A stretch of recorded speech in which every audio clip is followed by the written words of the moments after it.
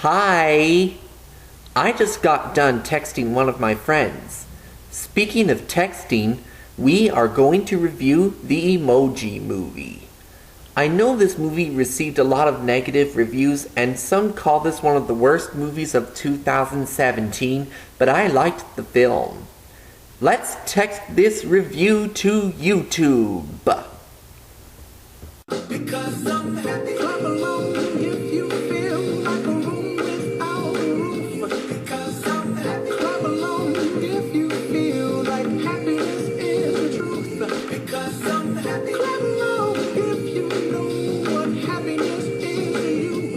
Because I'm happy, clap along if you feel like that's what you want to do. The story. Allow me to go over the story first.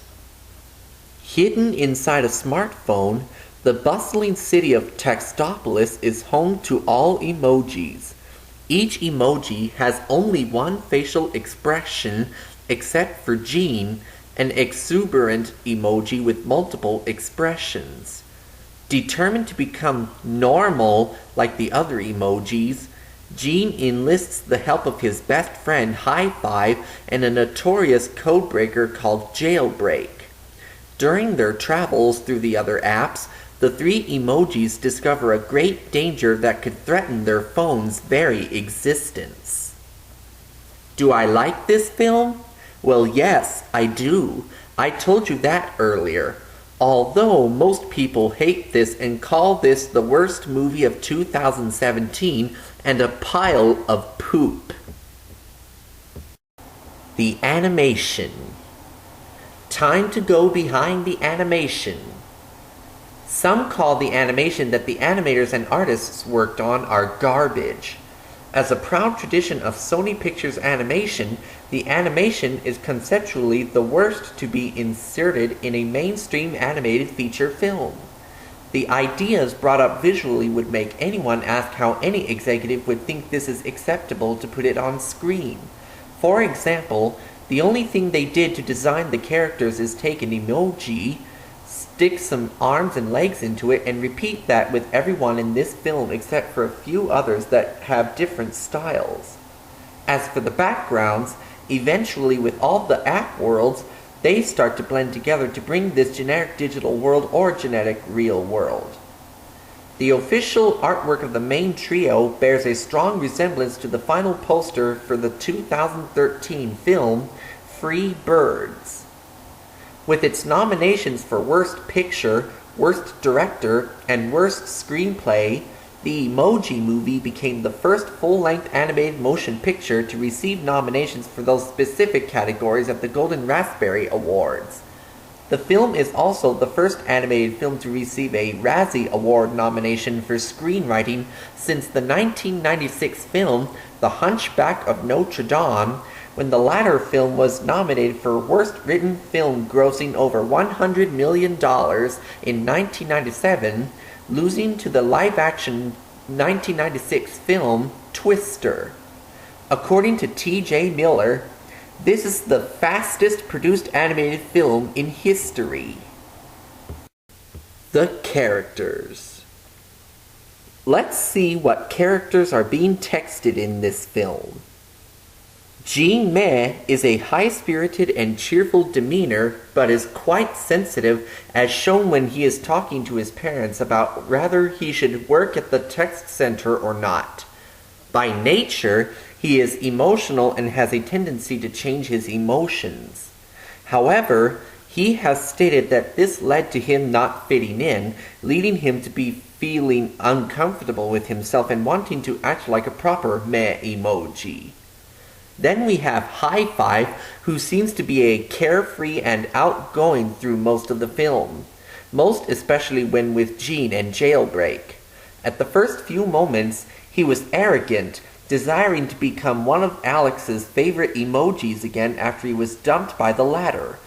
But once he met Jean, his ways change, even deciding that having a friend is more important than being a favorite, indicating that he gave up on what he wanted in the first place.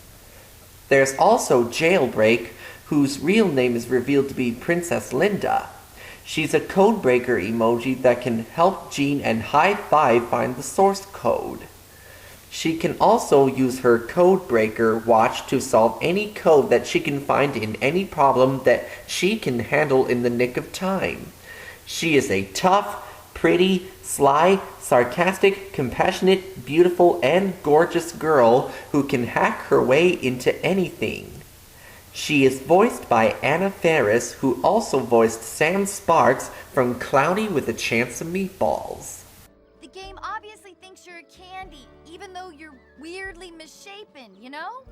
You may have seen a meteor shower, but you've never seen a shower meteor than this.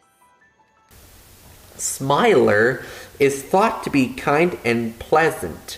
She was always full of smiles and seemed rather feminine. However, she would become more vicious if she was put in a bad mood. As the film progressed, she became crazier and more merciless. She is also shown to be incredibly vain as she works on her teeth a lot, such as when she began flossing and later scratching her teeth when she was talking with Jean. She was also well known for her belief that all emojis were supposed to be capable of only having one expression/emotion, and any emoji that would not apply to this would be considered a malfunction in Smiler's eyes. In the Latin American Spanish version, the name of Jailbreak was changed to Lady Hacker. Ilana Glazer was originally set to be playing Jailbreak. Just like the Smurfs, the only way emojis are accepted by having one emotion or look their whole lives. For the conclusion of this review, let me post what I have to say about this movie. John Douglas, owner of the Jax Films YouTube account, was invited to the world premiere of this movie by Sony because he praised it sarcastically since its announcement. Tony Leondis, the director of the movie, does not take emojis seriously. He sees them as the toys of the 21st century and said he needed to rush the movie because who even knows if people are going to like emojis in 6 years? A week before the film was released, Sony tweeted a controversial promotional picture parodying the Hulu series, The Handmaid's Tale. It was immediately met with criticism for being tasteless, considering the content and themes of the Hulu series. Following the backlash, the tweet was deleted. Film critic Chris Stuckman named this film the worst movie of 2017. T.J. Miller, who voiced Jean, and Maya Rudolph, who voiced Smiler, were previously in the 2014 film Big Hero 6. A TV series based on that film was released in 2017, with Maya reprising her role. T.J. Miller and Anna Faris were part of the 2010 live-action film Yogi Bear. Some say this film was a lot worse than Cloudy with a Chance of Meatballs, The Smurfs, and Hotel Transylvania. Aside from that, I enjoy all of these films, including the one that is being reviewed. And that's it. I just got another text from one of my friends, so if you'll excuse me, I'm going to give a reply text to my friend. I will see you all real soon. Bring me down, can't none bring me down. The love is too